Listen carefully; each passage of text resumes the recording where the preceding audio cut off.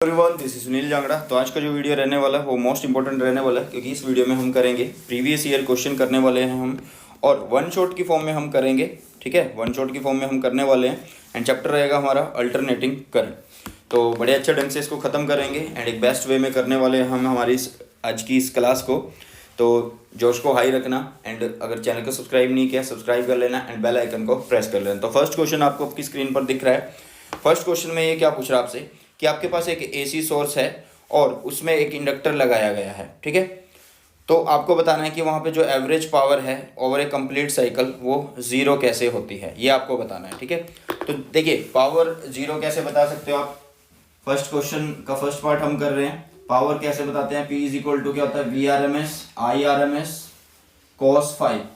तो इंडक्टर के केस में जो V एंड I होते हैं वो उनका जो फेस होता है वो पाई बाई टू होता है, मीन्स कोस फाइव जो था वो बन गया है कोस पाई एंड ये क्या हो गया फिर आपके पास जीरो। तो इसलिए पावर कंज्यूम कितनी हो गई, जीरो हो गई। ठीक है, तो नेक्स्ट देखिए, नेक्स्ट में आपसे पूछ रहा है कि आपके पास एक लैंप है जिसको कनेक्ट किया जाता है सीरीज में। ये एक लैंप है, ये एक सीरीज में इसके ये एक लैंप है, ये इसके साथ सीरीज में कनेक्ट है कौन, इंडक्टर। अब वो बोल रहा है कि अगर इस इंडक्टर के अंदर हम रॉड इंसर्ट करवा दें और की को क्लोज कर दें तो इसकी जो ब्राइटनेस है उस पर क्या फ़र्क पड़ेगा। ठीक है, देखिए अकॉर्डिंग टू डायग्राम चलते हैं। अकॉर्डिंग टू डायग्राम ये क्या कह रहा है, डायग्राम बोल रहा है कि इंडक्टर जो है उसके अंदर हम रॉड को इंसर्ट करवा रहे हैं। ठीक है, इंडक्टर जो है उसके अंदर हम क्या कर रहे हैं, रॉड को इंसर्ट करवा रहे हैं। जैसे ही हम रॉड को इंसर्ट करवाएंगे, आप डायग्राम में देखिए, इससे क्या होगा, जो एक्सएल है उसका फॉर्मूला होता है एल ओमेगा। अगर रॉड इंसर्ट हुई तो एल इंक्रीज हुआ, एल इंक्रीज हुआ तो उससे एक्सएल इंक्रीज हो गया, एक्सएल इंक्रीज हुआ तो मतलब रेजिस्टेंस इंक्रीज हो गया, उससे करंट डिक्रीज हो जाएगा, और करंट डिक्रीज होगा तो बल्ब जो है मतलब जो लैंप है उसकी जो ग्लो है वो डिक्रीज हो जाएगी।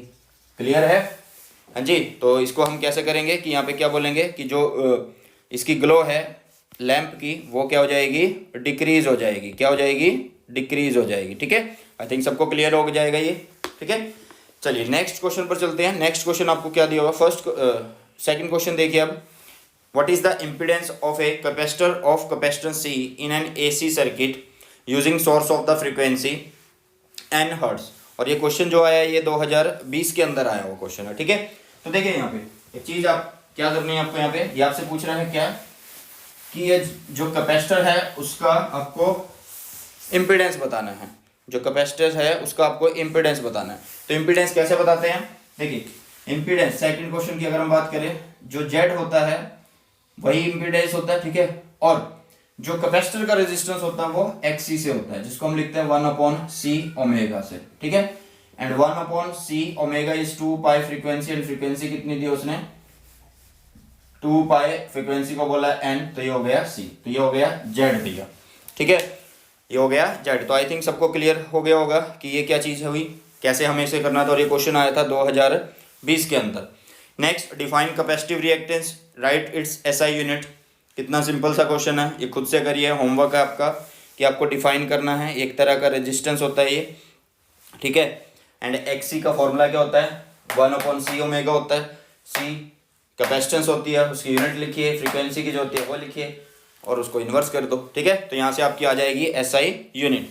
Next, plot a graph showing variation of capacitance, capacitive reactance and the change in the frequency of the AC source. देखिए जो सेकंड का सेकंड नहीं है ये, सॉरी, ये क्वेश्चन नंबर है आपका फोर्थ है, क्वेश्चन नंबर 4। क्वेश्चन नंबर 4 के अंदर ये क्या बोल रहा है कि आपका जो XC है, ठीक है, एंड जो फ्रीक्वेंसी है उसके बीच में आपको ग्राफ बनाना है। यहाँ से देखिए ये पता लग रहा है ना, तो ये बनाना है भैया। तो बिल्कुल आसान है, ग्राफ कैसे बनाएंगे, ये बना देंगे ग्राफ इस तरह से कि यहाँ पे XC हुआ, यहाँ पे फ्रीक्वेंसी हुई, तो ग्राफ बन जाएगा ऐसे, ग्राफ बन जाएगा ऐसे।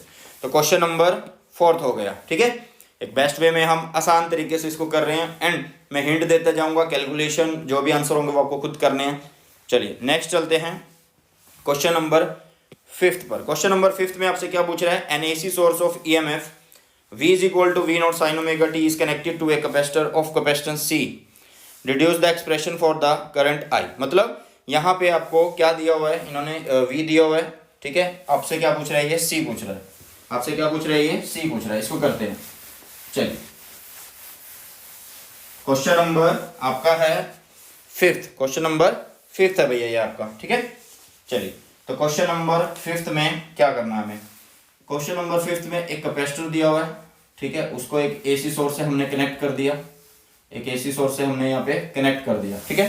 तो इसके बाद और जो सोर्स है उसकी वैल्यू इन्होंने दी हुई है v is equal to V naught sine omega T, v is equal to V naught sine omega T, and जो कैपेसिटर उसकी कैपेसिटर दी हुई है c।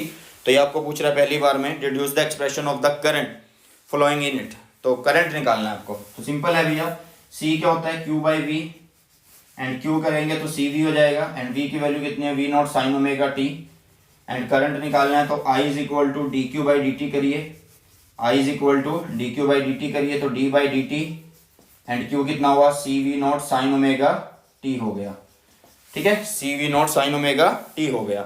अब इसके बाद आपको क्या करना है, इसको डिफरेंशिएट करना, डिफरेंशिएट किसको करेंगे जिसके साथ टाइम होगा, टाइम है साइन के साथ, तो आपको मिलेगा क्या I इज इक्वल टू सी बाहर है कॉन्स्टेंट वी नॉट, ये बन जाएगा कोस ओमेगा टी, एंड जो एंगल है उसका भी ओमेगा यहाँ पे, तो इसके लिखेंगे I एंड वी नॉट कोस को साइन में कर दें sign omega t plus pi by to, ठीक है, एंड जो सी ओमेगा उसको 1 अपॉन सी ओमेगा कर देते हैं, और 1 अपॉन सी ओमेगा को हम लिख देंगे एक्स सी, तो आई इज इक्वल टू क्या हो गया V naught by X C, वो क्या हो गया I naught sine omega t plus pi by two. तो आई थिंक ये क्वेश्चन अच्छे तरीके से आपको समझ में आ गया होगा, क्वेश्चन नंबर 5th, एंड इसके अंदर जो चीज़ पूछी थी वो थी deduce the expression for the current I. Next ये आपसे पूछ रहा है plot the graph of v versus we T sorry omega T and i versus omega T, मतलब सिर्फ ये जो ग्राफ दिए हुए हैं इनको बनाना आपने, ठीक है। चलिए तो क्वेश्चन का आधा पार्ट हो कर चुके हैं हम, आधा और कर लेते हैं। ये पूछ रहा है आपसे क्या ग्राफ किसके बीच में ओमेगा टी, ये रहा, यहाँ पे है v, ठीक है। तो मान लो मैंने ये बना दिया v, ठीक है। अब आई देखो, आई का जो रिलेशन था वो omega t plus pi by to था, तो मतलब आई पहले से चल रहा है ऐसे, ये ऐसे बनाएंगे, ठीक है, ये ऐसे बनाते जाएंगे और ये क्वेश्चन हो जाएगा। तो ग्राफ हो गया हमारा, मतलब क्वेश्चन नंबर 5th के जो दो पार्ट हमसे पूछे हुए थे फर्स्ट एंड सेकंड, और ये 2020 के अंदर क्वेश्चन आया हुआ है, तो ये अच्छे तरीके से हमने कर लिए हैं।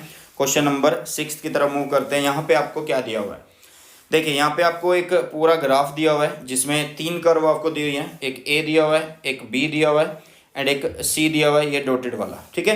यहाँ पे ओमेगा टी है, यहाँ पे आपका y एक्सिस है, ये आपसे पूछ रहा है क्या, और यहाँ पे एक रिलेशन दिया हुआ है कि v कितना है, v is equal to V naught sine omega T है, v is equal to V naught sine omega T है, ठीक है। तो ये आपको दिया हुआ है, तो आपको क्या करना है आइडेंटिफाई करना है कि कौन सा डिवाइस है ये। देखिए हम आइडेंटिफाई किससे कर सकते हैं, ग्राफ से कर सकते हैं कि ये किस तरह से है। यहाँ पे ध्यान से देखिए इन्होंने क्या बोला है, a device X is connected to an AC source v is equal to V naught sine omega T, the variation of voltage current and power in one cycle is shown in the following graph. यहाँ पे firstly हमें करना पड़ेगा part number B को, पहले B को करते हैं। बी को कैसे करेंगे, देखिए इसने बी में पूछा है कि ए बी और सी क्या क्या है, तो मैं देखो क्या लिखता हूँ ए बी एंड सी क्या क्या है, क्वेश्चन आपको दिख रहा है, ठीक है। तो देखिए भैया which of the curve A B and C represent the voltage current and power, ये बताया इन्होंने, ठीक है, एंड जस्टिफाई योर आंसर। अब देखिए जो बी है वो किसको बताएगा, वोल्टेज को बताएगा, वो किसको बताएगा, वोल्टेज को बताएगा, ठीक है, वो किसको बता रहा है, वोल्टेज को बता रहा है। एंड जो सी है वो करंट को बता रहा है, सी जो है वो करंट को बता रहा है, एंड ए जो है वो पावर कंज्यूम्ड को बता रहा है। ऐसा क्यों, क्योंकि देखो पहली बात तो जो पहला पार्ट है उसको मैं लिखूंगा कि जो एक्स है डिवाइस वो कौन सा है, वो हमारा है ये जो एक्स डिवाइस पूछा हुआ है, ये कौन है, हमारा कैपेसिटर है। ये जो एक्स डिवाइस पूछा है हमसे ये कौन है, कैपेसिटर है भैया, ठीक है। क्योंकि कैपेसिटर में ही अगर हम इसे कैपेसिटर बनाते हैं तो ही जाके हमारा ABC सही होता है, मतलब बी वोल्टेज है, बिल्कुल देखो यहाँ से स्टार्ट हो रहा है, साइन कर्व है ये, ठीक है, क्योंकि इन्होंने देखो यहाँ से ये v is equal to V naught sine omega T दिया हुआ है, तो जो साइन कर्व शुरू हो रही है वो ये हो रही है, ये वाली हो रही है, ठीक है।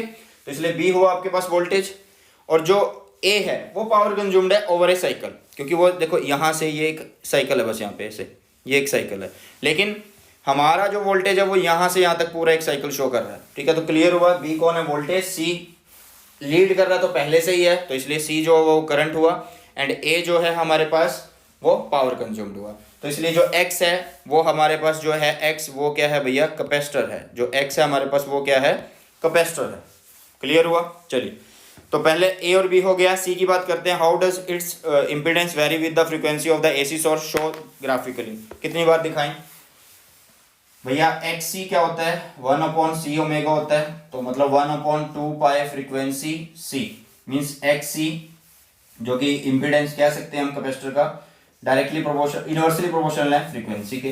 तो ग्राफ भी बना सकते हो, ग्राफ बनाएंगे इस तरह से, ये हो जाएगा ऐसे। यहाँ पे कौन है, यहाँ पे है आपका एक्स सी जिसको जेड बोल रहे हैं, और यहाँ पे है फ्रीक्वेंसी। ठीक है। तो क्वेश्चन नंबर 6 का थर्ड पार्ट भी हो गया। Question number D, obtain expression for the current in the circuit and its face relation with the voltage. अभी क्वेश्चन नंबर 5 में जो किया है वही ये क्वेश्चन नंबर 6 के डी पार्ट में पूछ रहा है। एंड ये क्वेश्चन आया था ऑल इंडिया 2017 के अंदर। ठीक है। चलिए क्वेश्चन नंबर 7 की तरफ मूव करते हैं। इसमें आपसे पूछा what is the value of the impedance of A resonant series LCR circuit. कुछ भी नहीं है, सिंपल है। क्या ये आपसे रेजोनेंट पूछ रहा है, क्या पूछ रहा है, रेजोनेंट पूछ रहा है। तो क्वेश्चन नंबर 7 पर हम आ चुके हैं। हाँ, क्वेश्चन नंबर 7 पर हम आ चुके हैं। तो क्वेश्चन नंबर 7 में आपसे एलसीआर सर्किट दिया हुआ है। एलसीआर सर्किट का जो इम्पीडेंस होता है वो R² plus XL minus XC से होता है। बट ये यहाँ पे एक कंडीशन आपको दे रहा है, ये बोल रहा है कि जो रेजोनेंट है वहां पे आपको बताना है, रेजोनेंट पे आपको बताना है। तो रेजोनेंट पे क्या होता है, एट रेजोनेंट XL हो जाता है XC के इक्वल। तो Z की वैल्यू क्या हुई, √R² means Z is equal to हो गया R, Z is equal to हो गया R। तो क्वेश्चन नंबर 7 हो गया हमारा। क्वेश्चन नंबर 8 की बात करते हैं। The selectivity of A series LCR AC current is large. Selectivity क्या होती है, ठीक है। फर्स्टली तो मैं बता दूं कि जो सेलेक्टिविटी है वो डिपेंड करेगी किस पे, वो डिपेंड करेगी क्यू फैक्टर पर। एंड क्यू फैक्टर कैसे लिखते हैं, इंडक्टिव रिएक्टेंस अपॉन रेजिस्टेंस। ठीक है। तो देखो अगर L बड़ा हो और R स्मॉल हो, ठीक है, तो इसलिए Q बढ़िया रहने वाला। तो इनमें से कौन कौन से वो ऑप्शन है आप देख सकते हैं। देखिए A बोला इन्होंने, A is large, R is large. ऐसा तो नहीं होना चाहिए, R अगर लार्ज होगा तो Q फिर सही नहीं होगा। ठीक है। L is small, R is small, नहीं L स्मॉल नहीं होना चाहिए क्योंकि ये तो डायरेक्टली प्रोपोर्शन है। तो D भी देख लेते हैं, LR लिखा हुआ है तो कुछ भी नहीं है। C option is the correct answer of this question. L is large and R is small. L large होना चाहिए, L स्मॉल होना चाहिए। तो इसलिए ये क्वेश्चन जो है बिल्कुल सही है। कौन सा, 8th का C पार्ट। और ये क्वेश्चन आया था 2020 के अंदर, इससे पहले वाला क्वेश्चन भी आया था 2020 के अंदर। नेक्स्ट चलते हैं क्वेश्चन नंबर 9। क्वेश्चन नंबर 9 में क्या दिया हुआ आपको, देखिए क्वेश्चन नंबर 9 में क्या दिया हुआ है उसको करते हैं। देखिए question number 9, the figure shows a series LCR circuit connected to a variable frequency 200 volt. मतलब यहाँ पे जो ये सोर्स लगा हुआ है इसकी वैल्यू कितनी आएगी, 200 वोल्ट आएगी। एंड जो इसकी फ्रीक्वेंसी होगी वो हमें निकालनी है क्योंकि L दिया हुआ है, C दिया हुआ है और R दिया हुआ है। ठीक है। एंड इन्होंने क्या बोला हमें, the source frequency which derive the current, sorry which derives the circuit in resonance. मतलब फ्रीक्वेंसी निकालनी कौन सी, जो रेजोनेंस देगी। तो frequency at resonance, question number है आपका 9। तो भैया रेजोनेंस पे जो फ्रीक्वेंसी होती है वो होती है 1/2 पाई √LC। तो 1/2 पाई √L।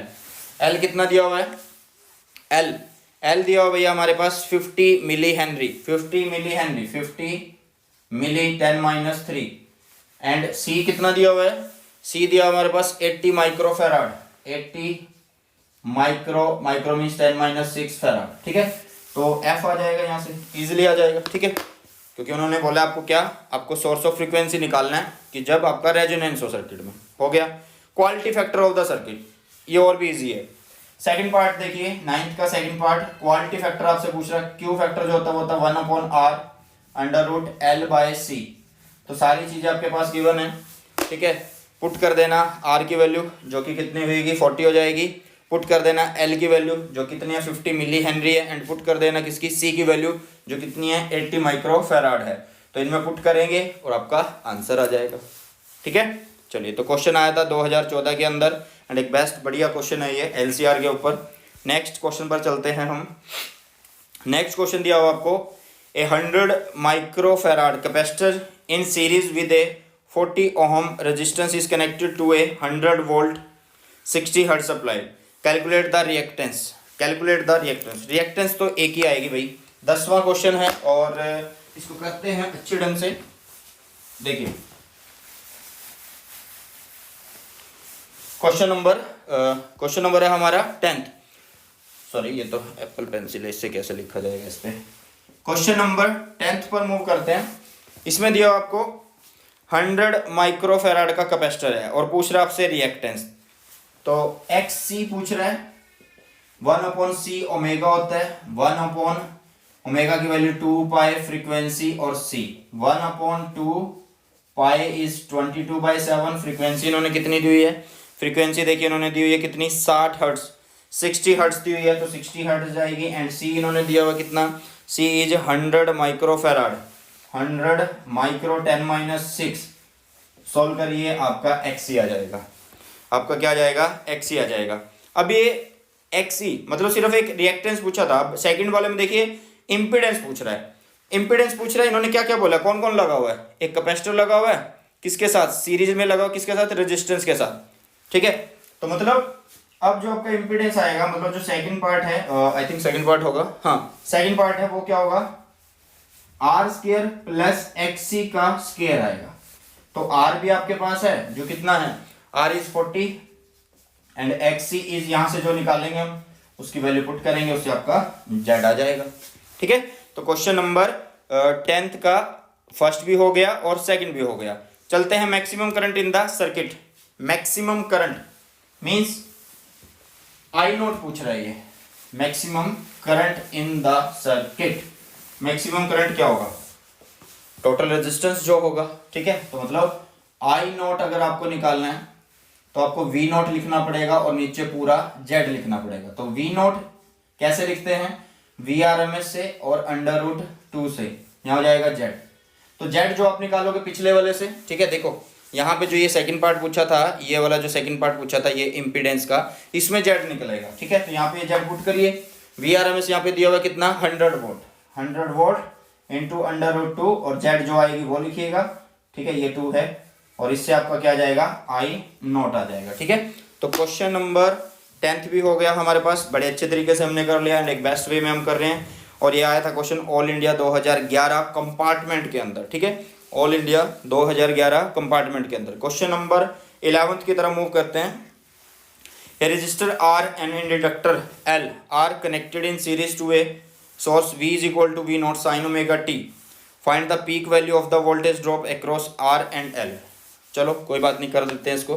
यहाँ पे ये क्या बोल रहे हैं कि आपके पास एक क्या लगा हुआ है, रजिस्टर एंड इंडक्टर लगे हुए हैं। ठीक है, रजिस्टर है और एक इंडक्टर है। ठीक है, इसके अक्रॉस एक सोर्स है, ये रजिस्टर, ये इंडक्टर। अंदर हम कैसे लिख सकते हैं peak value of voltage. Peak value अगर आपको लिखनी है, पीक वैल्यू अगर आपको लिखनी है किसकी, वोल्टेज के अक्रॉस आर, तो आपको पीक करंट चाहिए होगा जो कि होगा आई नोट एंड यहाँ पे जो भी जिसके अक्रॉस निकालने होंगे वो लिखेंगे। ठीक है, तो आई नोट को हम कैसे लिख सकते हैं, आई नोट को लिखेंगे V naught upon R and I naught is the maximum current. ठीक है, एंड वो पूरे रेजिस्टेंस को करेगा, तो यहाँ पे लिख देंगे जेड एंड जेड होता है क्या, आर स्क्वायर प्लस एक्सएल का स्क्वायर और अंडर। ठीक है, इसी तरह हमारे पास क्या आएगा एल के अक्रॉस, तो वही क्या होगा I X L, I naught, और इस आई नोट को हम लिख सकते हैं V naught by R square plus XL का स्क्वायर और यहाँ पे आ गया क्या एक्सएल। ठीक है, तो ये हो गया वी एल। तो इस तरह से आप कर सकते हो, जो भी उसका रेजिस्टेंस हो वो कर देना। ठीक है, इससे आपकी आ जाएगी peak value of voltage drop across R and L. अब आपको बताना है phase difference between the applied voltage and the current, which of them is ahead. भैया कितना आसान क्वेश्चन पूछा है ये, देखिए इन्होंने फेज डिफरेंस पूछा, दो चीजें लगाई हुई हैं, क्या, एक लगाया हुआ इन्होंने क्या रजिस्टर और एक लगाया हुआ इन्होंने इंडक्टर। तो देखो फेज डिफरेंस कैसे बनाएंगे इसका, मान लो मैंने यहां पे बना दिया करंट, वोल्टेज रजिस्टर के केस में जो है करंट से सेम रहती है और इंडक्टर के केस में लीड करती है। ठीक है, π/2 से। तो यहाँ पे आ गई कौन हमारी ईएमएफ टोटल नेट, तो ये हो गया 5। तो फाई कैसे निकालेंगे, 10 से निकाल लो। किससे निकाल लो, 10 से। 10 कैसे लिखते हैं, पंडित बद्री प्रसाद हर हर बोले, तो वो क्या, perpendicular by base, perpendicular is VL and base is VR, तो phi is equal to 10 inverse VL by VR। आ गया आंसर, हो गया आंसर। इस तरह से करना है। 2020 अभी रिसेंटली ये क्वेश्चन पूछा गया था। Next, a lamp is connected in series with a capacitor. Predict your observation when the system is connected first across DC and then an AC source. What happen in each case if the capacitance of the capacitor is reduced? देखिए, पहली बात कि जब इसको AC और DC से लगाया गया, ठीक है। 11वां क्वेश्चन है कि जब इसको AC से लगाएंगे और DC से लगाएंगे, साथ में कैपेसिटर जो है उसको इंक्रीज करेंगे। कैपेसिटेंस इंक्रीज होगी तो 1/C ओमेगा, मतलब अगर C इंक्रीज हुआ, कैपेसिटेंस C इंक्रीज हुआ तो XC डिक्रीज हो गया, रेजिस्टेंस डिक्रीज हो गया, तो इससे I मैक्सिमम हो गया। I क्या हो गया, इंक्रीज होगा। I क्या होगा, इंक्रीज होगा। इतना क्लियर हुआ। ये पोर्शन जो हमें दिया हुआ है, इसमें सिर्फ इतने पोर्शन से आपका क्वेश्चन बन जाता है। What happen in each case if the capacitance of the capacitance is reduced. पहले AC का केस लेते हैं, तो करंट इंक्रीज हो गया और साथ में यहाँ पे लैंप दिया हुआ है, तो जो लैंप है उसकी जो ब्राइटनेस है वो हो जाएगी इंक्रीज। ब्राइटनेस हो जाएगी क्या, इंक्रीज। कब, जब AC से कनेक्ट करेंगे, ठीक है। लेकिन DC के केस में जो कैपेसिटेंस होती है वो इनफाइनाइट होती है, ठीक है, तो इसलिए करंट रहेगा 0। बल्ब या लैंप जिसको हम बोल रहे हैं विल नॉट ग्लो, कि ये जो लैंप है, ये लैंप जो है, ये लैंप ये DC के केस में ग्लो नहीं करेगा, ठीक है। क्वेश्चन आया था दिल्ली 2013 कंपार्टमेंट के अंदर। क्वेश्चन नंबर 13 की तरफ मूव करते हैं। With the help of a label diagram explain the working of a step of transformer, give reason to explain the following. भैया डायग्राम बनाना है, बना सकते हो इजीली, ठीक है। मैं यहीं पे बना देता हूँ इसको, ठीक है, यहीं पे बना देते हैं। देखिए, तो यहाँ पे ये ऐसे बनाते हैं, छोड़िए। यहाँ पे आपने क्या लिया, कोर लिया, ठीक है। इसमें आपने क्या लगाई, स्टेप अप बोला है, तो मतलब प्राइमरी में टर्न्स कम होंगी एज़ कम्पेयर टू सेकेंडरी, ठीक है। ये कोर होता है, ये प्राइमरी वाइंडिंग होती है हमारी, और ये सेकेंडरी वाइंडिंग होती है हमारी, ठीक है। हो गया। अब ये पूछ रहा है आपसे, the core of the transformer is laminated. Transformer का जो कोर है वो लैमिनेट क्यों है? लैमिनेट इसलिए होता है कि जो कोर है वो लैमिनेट क्यों है, वो इसलिए लैमिनेट है क्योंकि इसके अंदर एडी करंट ना बने, ठीक है। टू अवॉइड और रिमूव एडी करंट लॉसेस, ठीक है। समझ में आ गया, क्लियर है। Next, second part, thick copper wire is used in winding. R is directly proportional L and inversely proportional A। तो मीन्स R इन्वर्सली A है। अगर एरिया ज़्यादा हो रहा है, अगर थिक है तो एरिया ज़्यादा हो रहा है ना, तो उससे रेजिस्टेंस क्या हो रहा है, कम हो रहा है, ठीक है। तो that's why thick copper wire is used in the winding of the transformer. और ये आया था क्वेश्चन 2020, 3 मार्क का क्वेश्चन आया था 5 मार्क वाले क्वेश्चन में, ठीक है। पार्ट में ये आया था, 5 नंबर का क्वेश्चन था, उसमें 3 नंबर का ये पार्ट था। नेक्स्ट, फिर से वही, draw a label diagram of a step of transformer, state the principle its working. Principle working सभी जानते हो, वर्किंग क्या है, कैसे काम करते हो, मैंने सब करवाया वन शॉट के अंदर। प्रिंसिपल इसका म्यूचुअल इंडक्शन, ठीक है। फिर उसके बाद ये पूछ रहा है express the turn ratio in term of voltage. इसको करते हैं कि इजी वे में। देखिए, जो EMF इन प्राइमरी है वो किसके इक्वल है, number of turns in primary. EMF in secondary है वो किसके इक्वल है, number of turn in secondary. तो इन दोनों को डिवाइड कर दो, तो ये हो गया हमारे पास दिस NS/NP। जो टर्न्स है, टर्न रेशो, वो बन गया क्या, ES/EP, ठीक है। क्वेश्चन हो गया, फर्स्ट भी हो गया, सेकंड भी हो गया।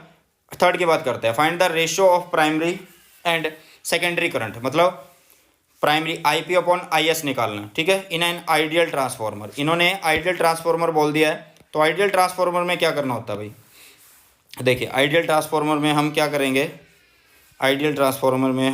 करेंगे, इसको ये देखिए, आइडियल ट्रांसफॉर्मर में हमें क्या करना होता है। सिंपल सी एक चीज़ लेके चलते हैं कि आइडियल ट्रांसफॉर्मर में जो पावर इन है वो पावर आउट के इक्वल होगी ना। चलिए, हो गई भाई पावर आउट के इक्वल। तो पावर इन को कैसे लिखते हैं, इनपुट और साथ में देखो पावर का फॉर्मूला वी आई होता है, तो वी मतलब ईएमएफ जो है ईपी आईपी लिख दिया और इधर ईएस आईएस लिख दिया, ठीक है। तो आईपी अपॉन आईएस क्या हुआ, ईएस अपॉन ईपी, ठीक है। तो ईएस अपॉन ईपी के इक्वल लिख सकते हैं आईपी अपॉन आईएस। तो फाइंड कर दिया हमने क्या, रेशो फाइंड आउट कर दिया, क्लियर है। Next, how much current is drawn by the primary of a transformer connected to 220 volt supply when it delivers power to a 110 volt to 550 volt, ठीक है। तो देखो अभी हमने किया है कि जो पावर इनपुट होता है वो पावर आउटपुट के इक्वल होता है।